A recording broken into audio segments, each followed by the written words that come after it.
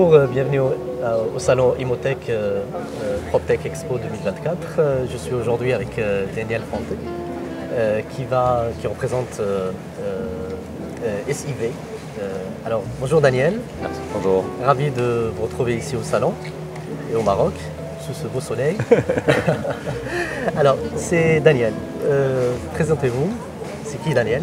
Je suis ingénieur en fait et fondateur d'une société qui s'appelle Social Infraventure, SIV Africa, qui est une plateforme de logement éco-responsable et inclusive qui va démarrer ses opérations au Maroc et sous la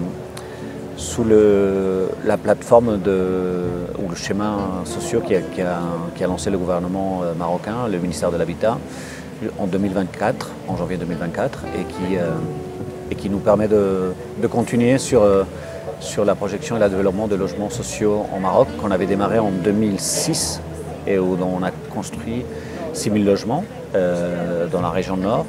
Et aujourd'hui, SIV veut développer des projets au Maroc, mais non seulement dans le nord, mais dans toutes les villes secondaires du Maroc, et en faisant non seulement du logement à l'achat, mais aussi du logement à la location. Ça veut dire qu'on veut être une première plateforme locative résidentielle au Maroc, en intégrant tout ce qui est le label Green ou la certification verte de l'IFC, niveau 1 pour tout ce qui est logement à l'achat et peut-être niveau 2 pour tout ce qui est le logement à la location. Intéressant.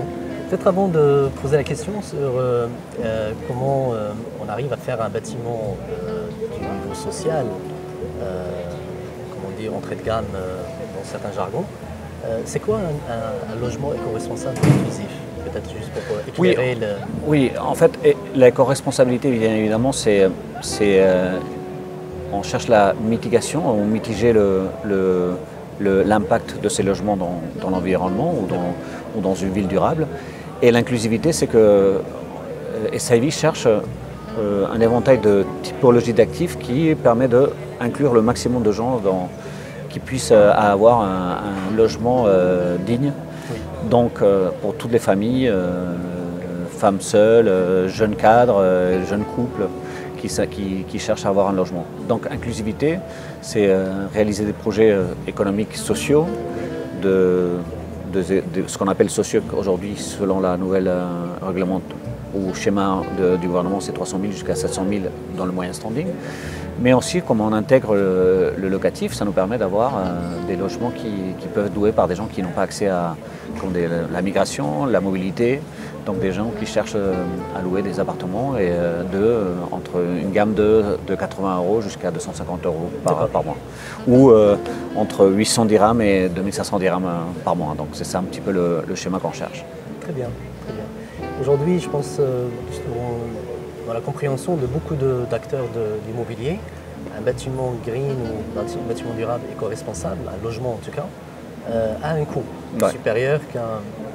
mais comment aujourd'hui on peut proposer une offre dans un continent, un continent africain, un pays comme le Maroc, une offre de logement éco-responsable, inclusif et en même temps durable. Ok. Quand on parle de coût, moi je le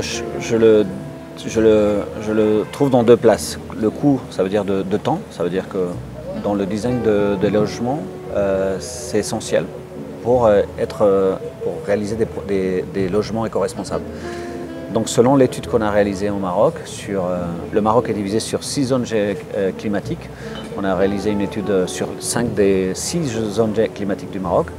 Donc pour arriver à un niveau 1 d'une certification verte qui s'appelle AGE, qui a été promu par la Banque mondiale, par l'IFC, en fait, le composant de coût, c'est plutôt temps, ça veut dire le design. Donc il n'y a pas un besoin de surcoût sur la construction, mais une demande de surcoût sur le design. Ça veut dire que les architectes doivent faire un design plus intéressant, donc pousser dans leurs études pour arriver à avoir des logements éco-responsables. Sur d'autres zones climatiques, il y a une augmentation du coût de 5%. Qui a été évaluée, mais vraiment sur des zones très spécifiques. Donc aujourd'hui, un 5% sur le coût de construction, c'est un truc qui peut être assumé vu le besoin de logement qui est au Maroc, vu les incentives qui donne l'État pour ces familles. Aujourd'hui, le schéma qui a lancé le gouvernement au Maroc pour les logements de 300 000, c'est très intéressant parce que 30% de l'achat est financé par le gouvernement directement. Sur un logement de 300 000 dirhams, 100 000 sont donnés aux familles pour pouvoir acquérir. Donc aujourd'hui, un 5% d'augmentation de coûts sur un marché qui va être très fluide et où il va y avoir une demande très grande, c'est quelque chose qu'on peut assumer comme promoteur. Oui.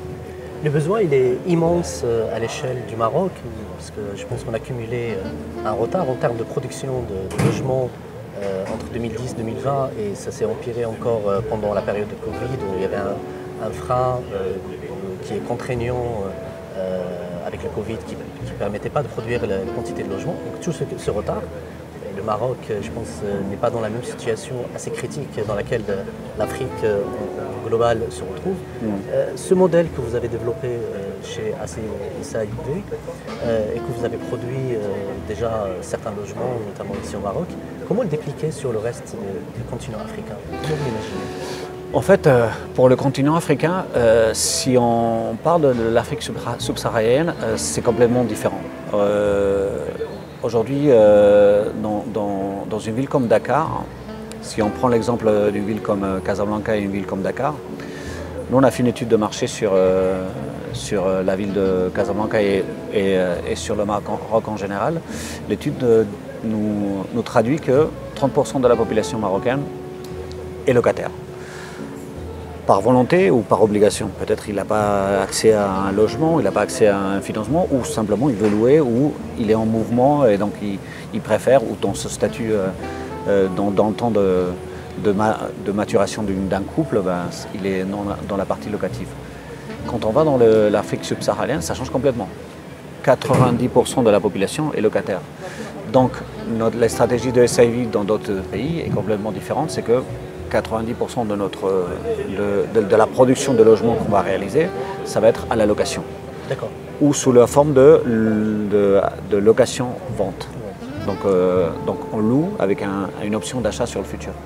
Le Maroc est différent parce qu'il donne une panoplie ou un écosystème financier, un écosystème qui a créé le propre gouvernement avec les banques, etc., qui permet que beaucoup de familles et des familles vulnérables ont accès au logement à l'achat. Donc, mais il y a toujours un besoin du locatif. Et c'est là où on veut intégrer la partie locative pour être plus inclusive dans le marché marocain. Et que d'autres acteurs nous accompagnent. On ne veut pas être les seuls à faire du logement résidentiel à la location, mais d'autres. Et on veut attirer les banques, les assureurs, les fonds de pension. Donc la différenciation entre le Maroc et des autres pays, surtout de l'Afrique subsaharienne, c'est la partie locative qui est une composante plus importante dans les stratégies de SAIV. Si on va dans l'Afrique du Nord, comme la Tunisie ou l'Égypte, c'est des schémas très ressemblables à celui du Maroc en termes de production, d'accompagnement. Mais c'est vrai que la Tunisie aujourd'hui, avec sa situation économique et politique, fait qu'aujourd'hui peut-être le locatif aussi est en train de prendre une ampleur plus grande qu'auparavant, par exemple. D'accord. Est-ce qu'aujourd'hui, avec les objectifs de la décarbonation d'ici 2030 à 50% des émissions actuelles et d'ici 2050 pour une neutralité carbone complète, le modèle développé, pensé par SAIV peut être au rendez-vous d'ici 2030 au moins, on va dire, oui, pour répondre aux objectifs mondiaux puisqu'on parle d'aspect social, économique et d'autres objectifs des objectifs de développement durable qu'on peut lier à votre projet, mais également à la problématique de décarbonation. Parce qu'aujourd'hui, c'est un modèle que vous pensez, encore une fois, duplicable, sur lequel d'autres promoteurs, d'autres acteurs économiques de la construction peuvent s'inspirer pour aller vers ces objectifs-là. En fait, l'objectif de SAIV, c'est que toutes les études qu'on réalise sont publiques. Ça veut dire que les études de marché qu'on a réalisées, les études qu'on a réalisées sur l'efficacité énergétique au Maroc sont publiques. Nous, on cherche à que les autres acteurs nous accompagnent. On ne veut pas être les uniques à le réaliser. Et donc, je pense que c'est un modèle qui peut être répliqué. aussi, nous, on aimerait bien répliquer sur d'autres modèles que peut-être nous, on n'a pas eu l'idée de réaliser. Donc, on cherche toujours à voir sur nos concurrents sur le Maroc, sur d'autres juridictions africaines ou européennes ou internationales. On cherche à les répliquer, à voir ce modèle. Par exemple, le modèle locatif, ça vient de ce qui se passe en Europe.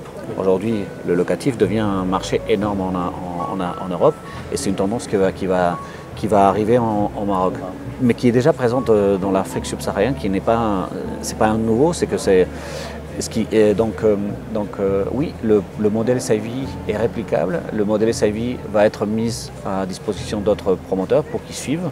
Et on aimerait bien que d'autres promoteurs nous aident aussi à nous améliorer. Donc, ouais. Merci pour cet éclairage. Merci beaucoup Daniel. Merci à vous, à bientôt. Au revoir. Merci beaucoup. Merci.